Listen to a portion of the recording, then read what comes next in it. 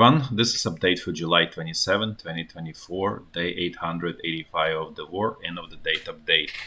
I'm going to start with the general strategic updates, and then I'm going to switch to the situation on the battlefield in Ukraine. So first, I'm going to start with colonial, let's say, neo-colonialism by Russia and China. So first, I mentioned this before that Russia effectively controls three countries in the Western Africa. I guess that's the best way to describe it. And what they do, there's this Russian colonial forces represented by Wagner Group. They help local government to mop up resistance. And north of these countries, Mali and Niger, are essentially different sort of nation. Tuaregs, and they trying to have their own independent country called Azawad. Their territory was actually split between several countries by prior colonial powers. So they are essentially split, looks like Mali, Niger, and Algeria, and probably part of the Libya and so on. So they try to sort of reunify their country. So they fighting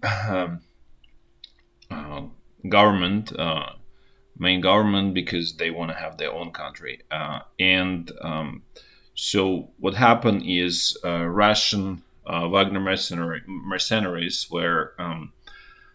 went to this town Tin Zautan. I don't know if I'm pronouncing it correct, but basically it's on the border with Algeria, and they were sort of wanted to destroy resistance there. Actually didn't work out very well for them, so they were ambushed by these Tuaregs, and they essentially completely annihilated 13th assault group of the Wagner mercenaries of the company, and the losses were extremely heavy. I think it's close to 100 people dead, and it appears that Tuaregs were shooting wounded, basically finishing wounded after the main ambush. There's quite a bit of animosity towards specifically Russians and specifically Wagner Group, because Tuaregs captured a couple of sort of more local prisoners, but mostly all Russians were killed, with exception, I think, of the commander of this unit, who was later exchanged for whatever they wanted to get in exchange. But the point is that it's not that easy, and motivated units matter a lot. And given that these Tuaregs, they all have just very light equipment, they didn't have much relative to this Wagner mercenaries. So it shows that the key on the battlefield is motivation, as I stated. They also shot down Russian helicopter Mi-24, so it's quite significant disaster for Russian forces in Africa. Obviously, this is not the only unit. There's going to be more, but it was significant tactical loss for Russia. Now let's look a little bit another location in Africa, Tanzania and Mozambique. So these two countries are actively being colonized by China. China already sent its military forces there for joint exercises, but reality, this joint exercises is basically a disguised way of keeping Chinese troops there and effectively have influence and control over those two countries. Then there are other news related to China, Russia, and the rest of the sort of this alliance.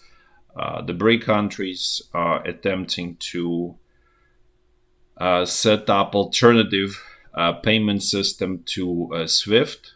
So SWIFT, for those who don't know, it's international payment system between the banks. It's not actually that great. It's pretty old and pretty slow and pretty expensive. But actually, there's not enough incentive among banks to improve it, so they keep this old-fashioned system.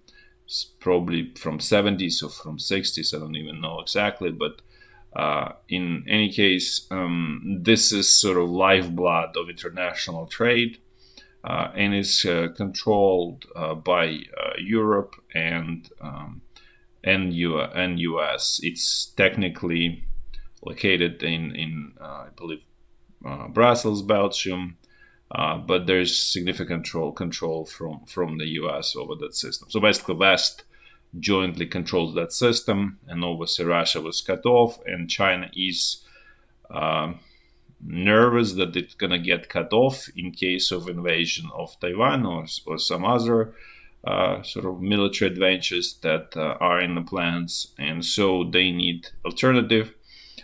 And so they're building this alternative. The problem is still with the currency.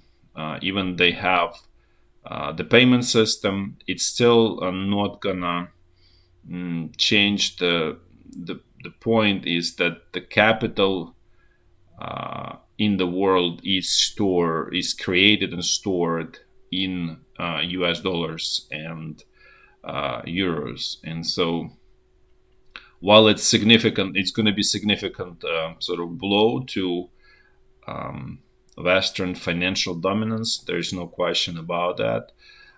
It's still sort of more, I would say, tactical or technical solution. It's still not strategic solution because neither Chinese yuan or Russian ruble or Brazilian real or Indian rupee are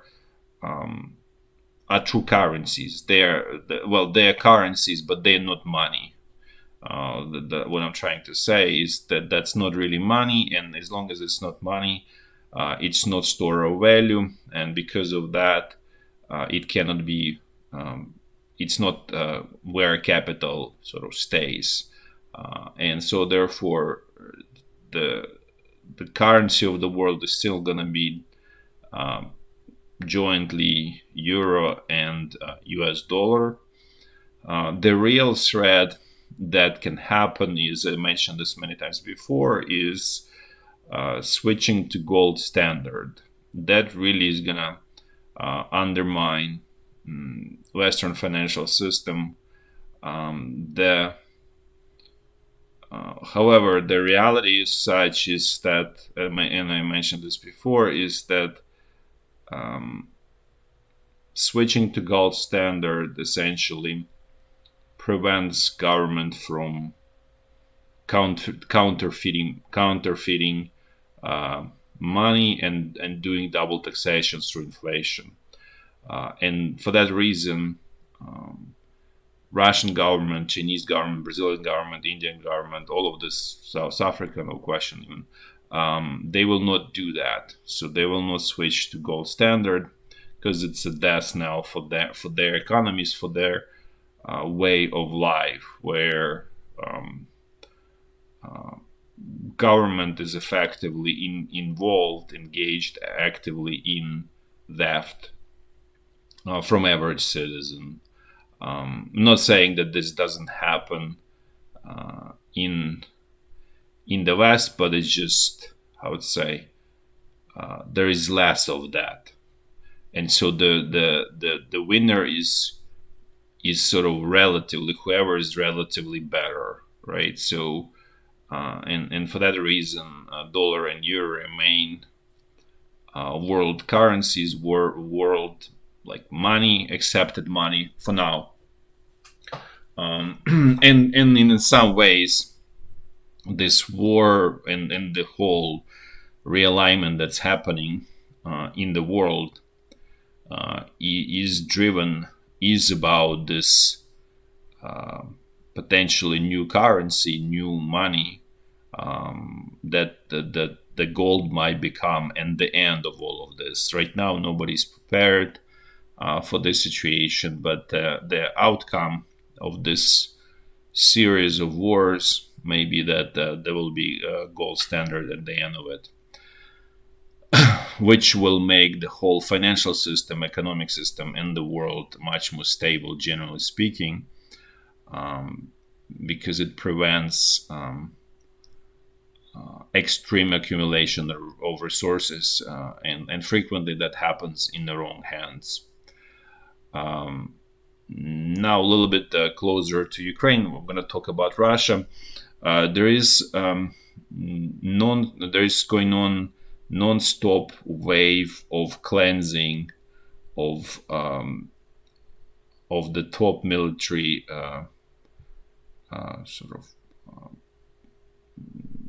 command in Russian army. There is another arrest happened, I think on 27th or 26th, don't remember exact date. This time it's former deputy of the Minister of Defense of Russia, and it seems that the sort of circle is coming closer and closer to former Russian Minister of Defense, and probably he's going to be arrested in not so distant future. But essentially, all of that group that was that started the war, that was extremely incompetent, and obviously were stealing a lot of money, totally engaged in corruption. It was cleansed out from Russian military, which marginally makes Russian military better. There are still, that's not going to change it sort of overnight. It's not strategic improvement, but in the long run, it is strategic improvement, and it's going to make Russian military more efficient on a relative. Again, this is not in absolute. This is on relative scale. So now I'm going to switch to the situation on the battlefield in Ukraine. And generally, I would say that there is very real risk of significant collapse of Ukrainian defenses, specifically west of Donetsk. I'm going to get there. Things becoming more and more unglued, let's put this way. But I'm going to start in a clockwise fashion, as I always do. So first situation along the state border remains more or less the same all the way up to Kharkiv. The situation in the Kharkiv area, again, remains more or less stable.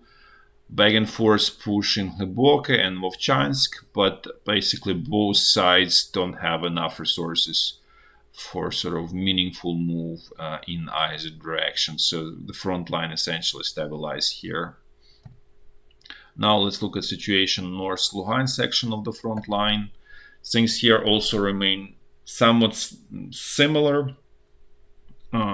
Slow Russia's move forward in the northern sector and sort of more central one. At the same time, they didn't capture any major village, so there is no update just due to the scale of the map. But they moving forward pretty much at most places at very small increments. Now let's move to the situation on the North Donbass front line. Again, Russian pressure in the northern sector. No major gains for Russian side, no major losses. Here, for now, situation somewhat stable here.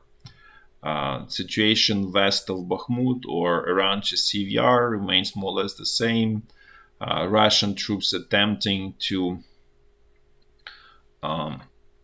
gain more control of their eastern side of this freshwater channel. They're attacking towards Gregorievka. That's their immediate goal right now, in order to be able to then launch across the channel north of Chasiv Yar and south, and effectively then squeeze out Ukrainian troops out of Chasiv Yar. So there's long way for this here, and things here are, I would say, very unfavorable. These gains that the Russian troops are achieving here are extremely unfavorable to them, to the point that they may not be worth it. Now let's move to situation in the central Donbass section of the front line. So this is where, as I mentioned, things becoming really unglued, and there is real risk of, if not imminent, but in some near term, major collapse in Ukrainian front line, where Russian troops may sort of actually flood into Ukrainian rear in sort of typical sort of textbook offensive type of situation. So for right now, it's still squeeze, but this squeeze by Russian troops is becoming easier and easier, and Ukrainian defenses are becoming easier, less stable, just less stable, the best way to say. So Russian troops, after capturing Progress and then Vovche immediately, Ukrainian forces literally retreated all the way to these villages here: Zhelanne, Serhiivka, Vesela, Ivanivka, Lysychne, Timofeivka. And so Russian troops quickly filled the gaps and now attacking these villages. They already initiated fight inside of this village, Vesela. So again, things extremely dangerous, and I would say on the verge of major disaster for Ukrainian army here. Also, Russian troops have completely captured Novoselivka Persha, and essentially Ukrainian troops are in the process of evacuating this small bridgehead on the eastern side of the Vovche River. Similar situation, but a little bit better in Kharkivka. Here it's a little bit more stable there. But things completely not stable in this area of Vovche, Progress, and so on. This is how it used to just 6 days ago, as you can see, and you can compare, very quick advance by Russian troops here. Now let's look at the situation at south in this of this front line. Specifically Krasnohorivka. Effectively, I could say that Krasnohorivka was lost by Ukrainian forces. They still control nominally small portion, northwestern portion of the town, but it's essentially very marginal part. It's outskirts, so it's just a question of another couple days before they retreat completely from Krasnohorivka, and then Russian troops will continue their advance. There is no indication that there is sort of that Ukrainian defenses will become stable west of Krasnohorivka. Then also strong Russian pressure west of Novomykhailivka. However, as I mentioned before, here there is 79th Brigade, which is more motivated by quality. So for now, they're holding on. But again, all of this sort of holding on comes at the expense of human lives and the most motivated lives, but it won't continue for long. Now let's look at the situation on the Zaporizhia front line. Things here more or less the same. Some Russian pressure in this area south of Velika Novosilka, but without major any advances. Also, nothing major happening in the Robodino area. Now let's finish with the situation along Dnipro River. Things here also more or less stable. Nothing major is happening here either. Thanks for watching. Till next time. Bye bye.